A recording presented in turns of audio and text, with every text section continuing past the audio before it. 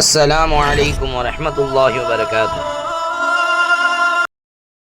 அவர்கள் கூறினார்கள், ஈயாக்க வத்தனஉம ஃபஇன்ன இபாதல்லாஹி லைஸூ பில் முத்தனஇமீன். சுகமாக வாழ்வதை விட்டு உங்களை நான் எச்சரிக்கை செய்கிறேன்.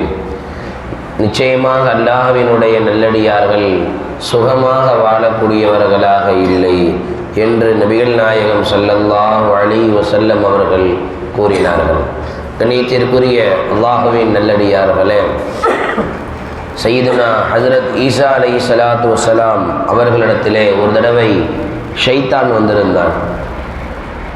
சையதுனா ஹஜ்ரத் ஈசா அலைஹிஸ்ஸலாத்து வஸ்ஸலாம் அவர்கள் ஷைத்தானிடத்திலே கேட்டார்கள், ஒரு மனிதனை நீ எப்பொழுது வழிகெடுப்பாய், எந்த நேரத்தில் நீ மனிதனை வழிகெடுப்பாய் என்று சையதுனா ஹஜ்ரத் ஈசா அலைஹிஸ்ஸலாத்து வஸ்ஸலாம் அவர்கள் ஷைத்தானிடத்திலே கேள்வி கேட்கிறார்கள். அதற்கு அவன் சொன்ன பதில் என்ன தெரியுமா? ஒரு மனிதன் எப்பொழுது வயிறு முட்ட உண்ணுகின்றானோ, வயிறு நிரம்ப சாப்பிடுகின்றானோ, அந்த நேரத்திலே தான் நான் மனிதனை வழிகெடுப்பேன். ஏன்னா வயிறு முட்ட ஒரு மனிதன் சாப்பிட்டு விட்டால் அவனுக்கு கெட்ட எண்ணங்கள் ஏற்படும், தவறான அசிங்கமான எண்ணங்கள் ஏற்படும். நம்ம தான் நல்லா சாப்பிட்டுட்டோமேன்ற பாவத்தின் பக்கம் சிந்தனை போகும். பசித்திருக்கும் பொழுது ஒரு மனிதன் தவறின் பக்கம் செல்ல மாட்டான், தாகித்திருக்கும் பொழுது அசிங்கத்தின் பக்கம் செல்ல மாட்டான். அதனால்தான் நமது மார்க்கத்திலே நோன்பு வைப்பது ரமதான் மாதத்தில் மட்டுமல்ல, மற்ற நாட்களிலும் சஹாபாக்கள் நோன்பு வைத்திருப்பார்கள். மற்ற சஹாபாக்கள் ஒரு நாள் விட்டு ஒரு நாள், வருஷத்தில் எல்லா நாளும் நோன்பு, ஒரு நாள் விட்டு ஒரு நாள் நோன்பு வைக்கிறது, வாரத்தில் 2 நாள் நோன்பு வைக்கிறது. எதுக்காக? பசியுடன் ஒரு மனிதன் இருந்தால் தவறின் பக்கம் சிந்தனை போகாது. சிந்தனையெல்லாம் பசி இருக்கே, பசியாக இருக்கே அப்படின்னு தான் சிந்தனை இருக்குமே ஒழிய, பசியாக இருக்கும்போது அந்த மாதிரி பாவம் செய்யலாமா, சினிமா படத்துக்கு போகலாமா, அந்நிய பெண்களை பார்க்கலாமா, இந்த எண்ணம்லாம் வராது. பசியோடு இருக்கும் பொழுது இந்த கெட்ட எண்ணங்கள் எல்லாம் ஏற்படாது. எப்போ வயிறு முட்டை உண்ணுகின்றோமோ அப்போது இயற்கையாகவே தவறின் பக்கமும் பாவத்தின் பக்கமும் அசிங்கங்களின் பக்கமும் எண்ணம் தானாகவே சென்றுவிடும்.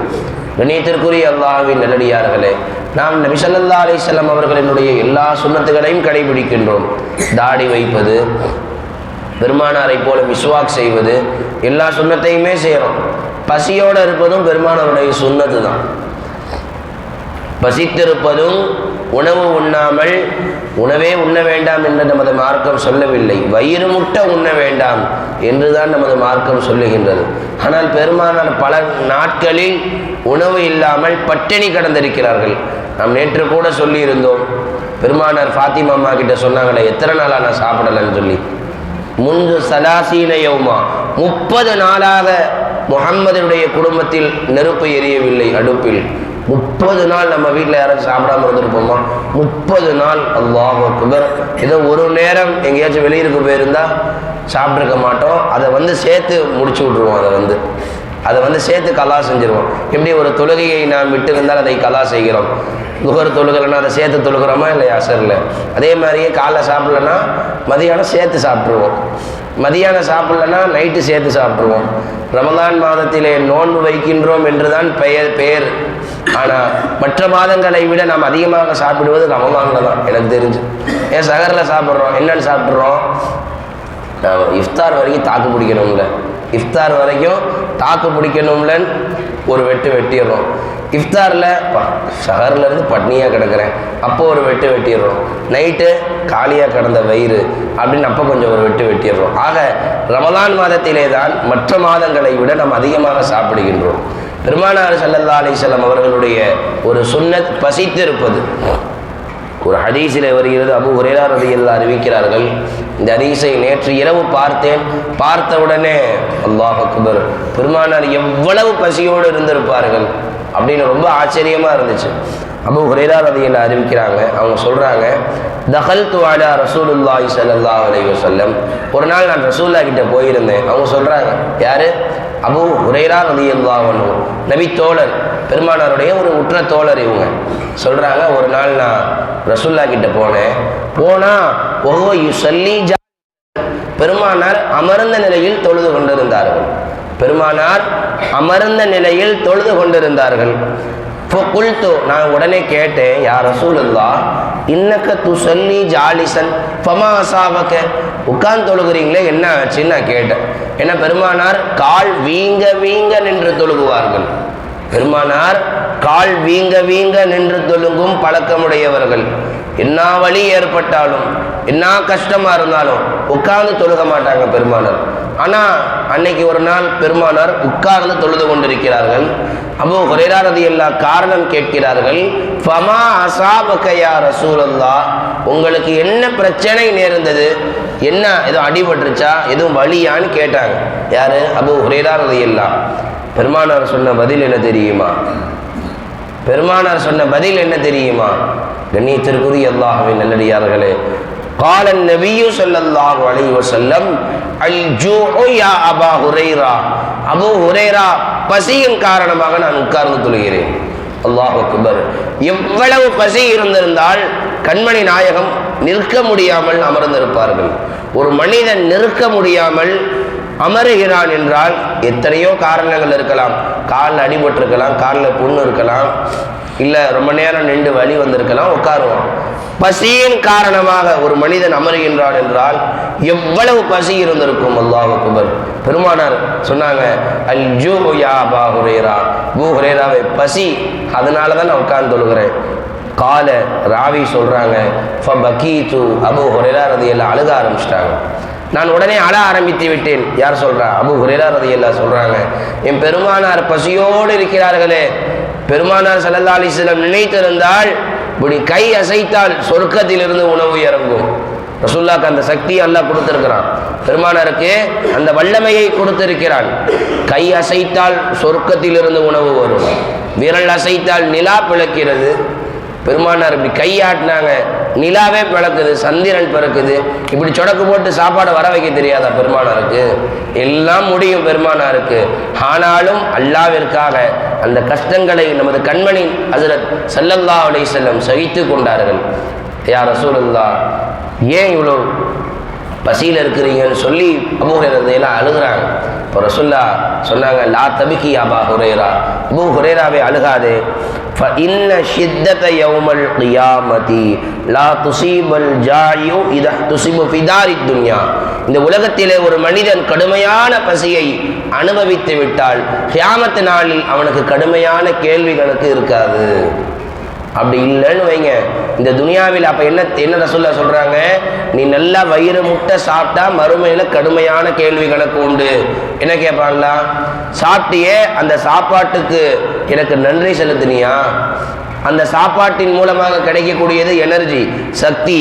அந்த சக்தியை கொண்டு நீ எனக்கு வணக்கம் செலுத்தினாயா, தொழுதாயா, குர்ஆன் ஓதினாயா, நல்ல வணக்கங்களில் ஈடுபட்டாயா, உனக்கு சாப்பாடு கொடுத்தனே அதுக்கு நன்றி செலுத்தினாயா, அந்த உணவின் மூலமாக நீ தொழுகையை நிறைவேற்றினாயா, குர்ஆன் ஓதினாயா, நோன்புகள் வைத்தாயா, இதர வணக்கங்களில் உன்னுடைய நேரத்தை செலவு செய்தாயா? கேள்வி கணக்கு கடுமையா உண்டு. வாப்பா காசு கொடுக்கலன்னா பிரச்சனை இல்லை, காசு கொடுத்துட்டா கேள்வி கேட்டு நொங்கு எடுப்பாங்களா இல்லையா? அல்லாஹ் இப்ப சாப்பாடு கொடுத்து, சாப்பாடு நம்ம நல்லா சாப்பிட்டு அல்லாஹ் கொடுத்துட்டான்னு வைங்க, அப்படி கருமையான கேள்வி கணக்கு உண்டு. அதுக்கு நம்ம மார்க்கம் சாப்பிடாம பட்டினி கிடக்க சொல்லல. கால் வயிறு உணவு, அரை வயிறு உணவு, கால் வயிறு தண்ணி, கால் வயிறு காலியாக விட்டுறணும். நம்ம என்ன செஞ்சிடறோம் சில நேரங்களில், என்னையும் தான் நான் சொல்லுகின்றேன், எனக்கும் தான் இந்த பயான், என்ன நாம் என்ன சரி செய்ய வேண்டியிருக்கு. சில நேரங்களில் நமக்கு பிடித்த உணவை பார்த்து விட்டால் நம்மை அறியாமல் நாம் வயிறு முட்டை உண்டு விடுகிறோம். ஒரு மயக்கம் ஏற்பட்டுரும். அது ஒரு மயக்கம், உணவு உண்ட மயக்கம். அந்த மயக்கத்தில் போய் நம்ம அந்த மயக்கம் இருக்கும் பொழுது தொழுக கூட முடியாது, குர்ஆன் ஓத ஆசை வராது. ஏன்னா அது ஒரு சோம்பேறித்தனத்தை உண்டு பண்ணிடும். பொதுவாக அதிகமாக சாப்பிடுவது நமது உடலிலே ஏற்படுத்தக்கூடிய மிக முக்கியமான விளைவு என்ன தெரியுமா? சோம்பேறித்தனத்தை உண்டு பண்ணிடும், அசட்டு தன்மையை உண்டு பண்ணிடும். தொழுகலை அப்புறம் பார்த்துக்கலாம், தொழுக நேரம் வரும், இப்போதான் மையம் சாப்பிட்ருக்கோம், கல்யாணத்துக்கு முன்னாடியே போயிட்டு வந்தாச்சு, நுகர் வாங்க சொல்லிட்டாங்க, அப்புறம் தொழுதுக்கலாம், கொஞ்சம் வீட்டில் போய் தூங்கிட்டு ஓய்வு எடுத்துட்டு அப்புறமே என்ன பண்ணிக்கலாம், நம்ம போய் தொழுதுக்கலாம். அப்படியே அசர் வரைக்கும் தூங்கிடுவோம். திடீர்னு நைட்டு நல்லா சாப்பிட்டா ஃபஜர் வரைக்கும் தூக்கம் வந்துடும். ஒரு இறை நேசர் டெய்லி நைட்டு தூங்கும்போது 2 பாதாம் பருப்பு சாப்பிடுவாங்க. ஒரு இறை நேசர் டெய்லி இரவு உறங்கும் பொழுது 2 பாதாம் பருப்பு சாப்பிட்டுட்டு படுப்பாங்களாம். ஒரு நாள் அவங்களுடைய மனைவி 4 பாதாம் பருப்பாக வச்சுட்டாங்க. 4 பாதாம் பருப்பாக வச்சுட்டாங்க. ஃபஜர் தொழுகை எழுந்திரிக்கலை. அடுத்த நாள் காலையில் எந்திரிச்சு பார்த்தா சூரியன் விடிஞ்சிருச்சு. மனைவி கிட்ட சண்டை போடுறாங்க. ஏன் நீ 2 பாதாம் பருப்பு எக்ஸ்ட்ரா வச்சனால தானே நான் தூங்கிட்டேன். அந்த மயக்கம். பாதாம் பருப்பு சாப்பிட்டா என்ன வயிறு நிரம்பும்? அதில் சக்தி இருக்குது, புரோட்டீன் இருக்கு ஒழிய அதில் அந்த அளவுக்கு வயிறுனா ஒன்றும் நிரம்பாது. ஆனால் அவங்க சொல்கிறாங்க, இந்த பாதாம் பருப்பு சாப்பிட்டதுனால தானே எனக்கு நீ தொழுகை கலாவாக போச்சு. இனிமேல் நான் வாழ்நாளில் சாப்பிட மாட்டேன் நைட்டு பாதாம் பருப்பு. சாப்பிடவே இல்லை நைட்டு. அதுக்கப்புறம் மொத்த வாழ்க்கையில் அதற்கு பிறகு பாதாம் பருப்பே சாப்பிடல அவங்க. அந்த இறை நேசர் அவங்க எப்படி வாழ்ந்தாங்க, நாம் எப்படி வாழ்ந்துக்கிட்டு இருக்கோம்? கண்ணியத்திற்குரிய அல்லாஹ்வின் நல்லடியார்களே, நான் சொல்ல வந்த சுருக்கமான தகவல், பசித்திரு, தனித்திரு, விழித்திரு என்று சொல்வார்கள் பெரியோர்கள். பசித்திருக்க வேண்டும், ரொம்போடு தனித்திருக்க வேண்டும், இரவு நேரங்களில் கொஞ்சமாவது விழித்திருக்க வேண்டும். பசித்திருந்தால்தான் அந்த விழிப்பு ஏற்படும். இல்லை என்றால் நாம் வயிறு முட்டை ஒன்று இருந்தால் அந்த விழிப்பு எல்லாம் ஏற்படாது, நல்ல தூக்கம் தான் ஏற்படும். அப்போ அதிகமான நேரங்களில் பசித்திருக்க வேண்டும். பசித்திருப்பது என்றால் அதான் நான் திரும்பவும் சொல்லுகின்றேன், நமது மார்க்கம் பட்டினி கிடக்க சொல்லவில்லை. பட்னியாக கிட, வயிறு ஒன்றுமே சாப்பிடாத அப்படி சொல்லலை. அரை வயிறு உணவு, 1/4 வயிறு தண்ணி, 1/4 வயிறு காலியாக விட்டுறணும். உண்மையிலுமே நான் அனுபவித்ததை நான் சொல்கிறேன். எப்போ வயிறு முட்டை உண்ணுகின்றோமோ அப்போ மனசுக்குள்ளே ஒரு சிரமம் இருக்கும், கல்பில் ஒரு கவலை இருக்கும். எப்போ வயிறு காலியாக இருக்க அப்போ மனசும் நிம்மதியாக இருக்கும். வயிறு ஃபுல்லாக இருக்கும்போது மனசில் ஏதோ ஒரு பாரத்தை, ஒரு சுமையை சுமந்த மாதிரி இருக்கும். வயிறு காலியாச்சுன்னு வைங்க, மனசும் நிம்மதியாகிடும். அப்போ வயிறுக்கும் கல்புக்கும் ஒரு சம்பந்தம் இருக்கிறது. வயிற்றிற்கும் உள்ளத்திற்கும் ஒரு தாழ்லுக்கு, ஒரு நிஸ்பத், ஒரு சம்பந்தம் இருக்கிறது. வயிற்றை பாதுகாக்க வேண்டும். பெருமானார் ஒரு ஹதீஸை சொல்வார்கள், அதை சொல்லி நிறைவு செய்து கொள்கிறேன்.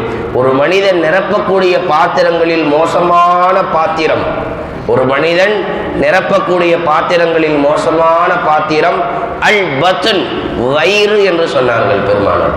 ஏன்னா ஒரு சட்டி இருக்கு, அந்த பாத்திரத்தில் மனுஷன் எதை மட்டும் போடுவான்? ஒன்று சாம்பாரை மட்டும் ஊற்றுவான், இல்லை ரசத்தை மட்டும் ஊற்றுவான், இல்லை வெள்ளை சோறு மட்டும் போடுவான், இல்லை வெறும் பிரியாணி, ஏதாச்சும் ஒன்று தானே போடுவான். ஆனால் இந்த வயிறுன்ற பாத்திரத்தில் நம்ம என்ன போடுறோம்? கிடைக்கிறதெல்லாம் போடுறோம். கொஞ்சம் சாம்பார் போட்டுக்கிறோம், கொஞ்சம் பிரியாணி போட்டுக்கிறோம், கொஞ்சம் நான்வெஜ்ஜும் சாப்பிட்டுக்கிறோம், கொஞ்சம் வெஜ்ஜும் சாப்பிட்டுக்கிறோம், கொஞ்சம் டீ எடுத்து குடிச்சுக்கிறோம், கொஞ்சம் பிஸ்கெட் எடுத்து போட்டுக்கிறோம். என்னெல்லாம் எடுத்து போட முடியுமோ எல்லாத்தையும் எடுத்து போடுறோம். எல்லா வஸ்துக்களையும் எடுத்து போடக்கூடிய மோசமான பாத்திரம்தான் வயிறு என்று பெருமானார் ஸல்லல்லாஹு அலைஹி வஸல்லம் சொன்னார்கள். நாம் இந்த பெருமானாருடைய இந்த சுன்னத்தையும் கடைபிடிக்க வேண்டும். அல்லாஹ் தஆலா நம் அனைவர்களுக்கும் அந்த பொறுமையை, அந்த குணத்தை நல்லா நம் அனைவர்களுக்கும் தந்தருள் புரிவானாக. சுப்ஹானல்லாஹி வபிஹம்திஹி, சுப்ஹானல்லாஹி வபிஹம்திக.